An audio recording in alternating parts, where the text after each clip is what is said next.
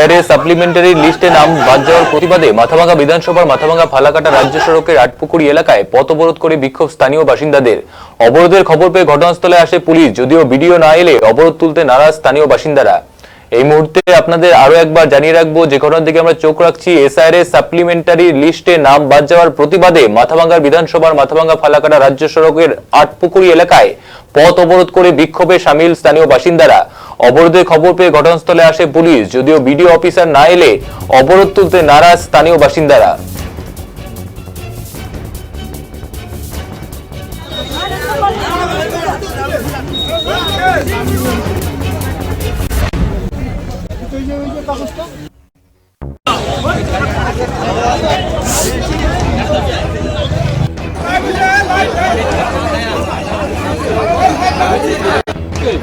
অনেকদিন থেকে আমরা সবাই জানেন যে আমরা ভাই যেহেতু টার্গেট করে সরকার বেঁচে বেঁচে আমাদের এই সরকার নির্বাচন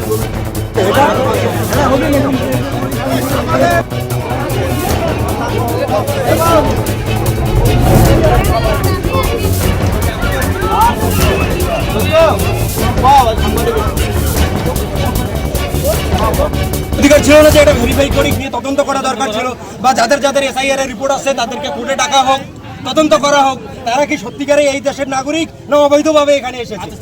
সেটা তদন্ত না করে তারা ডাইরেক্ট ডিলিট করে দিল। কেন? সবকিছু ঠিকঠাক আছে, 6+ লেগেছে, প্রায় ব্যক্তিকে 6+ উনি লেখে নোটিশ ঝরিয়ে দিয়েছে। উনি উল্লেখ করতে পারো না আপনার বাবাকে আর কে বাপ হিসেবে মানে দাবি করেছে। ওনার উচিত ছিল কি না আমাকে নোটিশ ধরিয়ে দিল 6+। আমরা দুই ভাই বোন, 6+ আমার বাবাকে অন্য কেউ বাবা হিসেবে দাবি করেছে। ওনার উচিত ছিল যে অমুক ব্যক্তিও আপনার বাবাকে বাবা হিসেবে গণ্য করে। তাহলে ওনার দেখা প্রয়োজন ছিল না, আমাকে নোটিশ ধরিয়ে দিল, আমি মেনে নিলাম। আমার বাবার দুটো সন্তান, আমি জানি না এক ভাইয়ের হলো এক ভাইয়ের হলো না, এটা হয় কখনো? ইলেকশন কমিশন এসআইআর করতেছে, ভালো কথা। মন মর্জি কখনো চলবে না। ইলেকশন কমিশনে যেটা করতেছে এসআইআরটা খুব ভালো কথা। তাতে কি হবে, আমাদের ইলেকশন, আমাদের ভোটার যে কার্ড, নাম সবকিছু ক্লিয়ার হয়ে আসবে। যারা অবৈধভাবে আসে তারা জানি বেরিয়ে যায়, সেটা তো আমরাও চাই।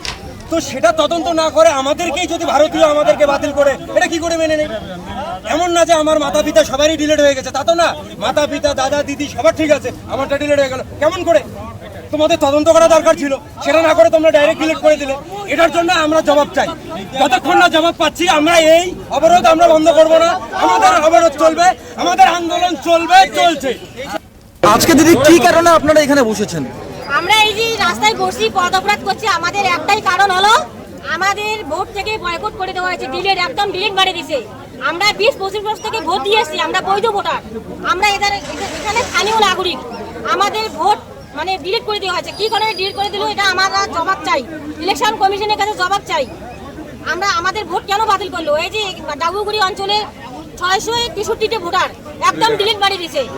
দুইডাঙ্গা অঞ্চলে 663টা ভোটার একদম ডিলিট করে দিল।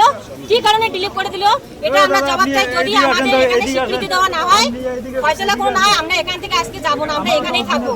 কি মনে করছেন চক্রান্ত করে? সব বিজেপি চক্রান্ত করে, সব মুসলিমদের ভোট থেকে বাইসে কাইটে দিতেছে। মুসলিমদের ভোট, এটা বিজেপির দালাল জ্ঞানেশ কুমার, একদম বিজেপির দালাল। ও বাইসে মুসলিমদের ভোট কাটতেছে। আমরা এটা জবাব চাই, জ্ঞানেশ কুমারের কাছে জবাব চাই। আমরা বৈধ ভোটার, আমরা ফিরে চাই। যতক্ষণ না আমাদের ভোট অধিকার ফিরে দেবে আমরা ভোট হতে দিব না, ভোট একদম বয়কট করে দেবো। কতক্ষণ ধরে বসেছেন আপনি? আমাদের সঙ্গে স্বীকৃতি না হয় তার জন্য আমরা আন্দোলন চালিয়ে যাবো। এবং নির্বাচনের আধিকারিক যখন ভিডিও ডিএম আসবে তারা প্রতিশ্রুতি দিবে যে অবরোধ তুলে নাও, এবং ভোট কেন্দ্রের জন্য ভোটের দিনের জন্য অশান্তি নয়। আমি চাই সবার ভোটের জন্য উঠে জায়গায় শান্তিপূর্ণ ভোট হবে, আর সবার ভোট যদি না ওঠে শান্তিপূর্ণ ভোট হবে না। আচ্ছা, অশান্তি সৃষ্টি হবে, তাই নির্বাচন কমিশনের দাবি। বিষয়টা হচ্ছে রুইডাঙ্গা জিপি বিশেষ করে টার্গেট করে সংখ্যালঘু ভোটারকে বেছে আমাদের বৈধ ভোটারকে অবৈধ বানা হয়েছে। আমরা দীর্ঘদিন যাবত এখানে বাসিন্দা, আমরা 50 বছর 60 বছর, কেউ 70 বছর বয়স আমাদের। আমরা অনেক দিন থেকে জীবনযাপন করে আসছি এই অঞ্চলে। স্থান এখানে আমাদের এই বাজার চত্বরটা আমাদের পাশেই বেছে টার্গেট করে, বিশেষ করে সংখ্যালঘু ভোটগুলোকে বেছে ডিলিট করাইছে। আমরা বৈধ ভোটার, দীর্ঘদিন যাবত আমাদের ভোট দিয়ে আসছি। আমাদের ভোটে নির্বাচিত হয়েছে প্রধানমন্ত্রী, সে যদি বৈধ হয় আমরা কি করে অবৈধ হইলাম? তাহলে প্রধানমন্ত্রী অবৈধ, তাহলে প্রধানমন্ত্রী পদত্যাগ করুক, তবেই তো আমরা অবৈধ বলে মানিয়ে নেব। যেহেতু প্রধানমন্ত্রী বৈধ, তো আমাদের আমরা কি করে অবৈধ বলে ডিল করবো? আমাদের তদন্ত করা উচিত ছিল। আমরা কাগজপত্র জমা দিচ্ছি, আমাদের কাগজপত্র সব সঠিক আছে, তারপরেও আমাদের বৈধ ভোটারকে অবৈধ বানায়। বিশেষ করে সংখ্যালঘু মুসলমান বেছে বেছে বেছে বেছে আমাদের বুথ তুলে দেয় এই নিয়মগুলো। যেমন আমাদের 91 নং বুথের 109 জন বেছে বেছে করছে, মার নাম আছে, বাচ্চাদের নাম নাই। এক ফ্যামিলি আমার চাচি, তার নামটা আছে, তার ফ্যামিলিতে 9টা ভোট, একটা ভোট আছে, বাকি 8টা ভোটে ডিলিট করছে।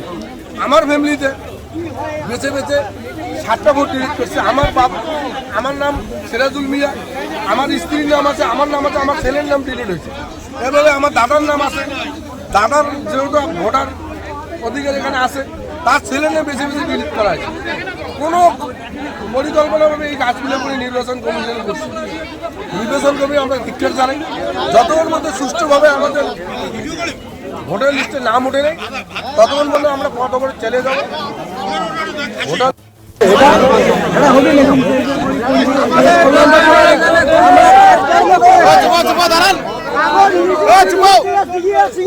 কাগজ